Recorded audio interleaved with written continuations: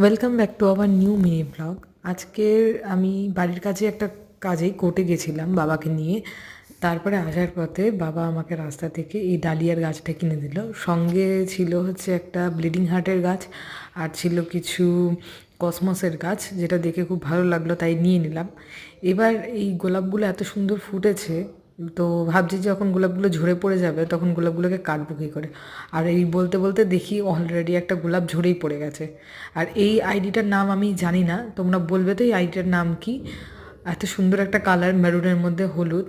আর এই যে গাঁদাগুলো 2-3 দিন ধরে দেখছি এত বড় বড় হচ্ছে, তো এদেরকে আমি এখনও পর্যন্ত একটা টবে দিয়ে উঠতে পারিনি।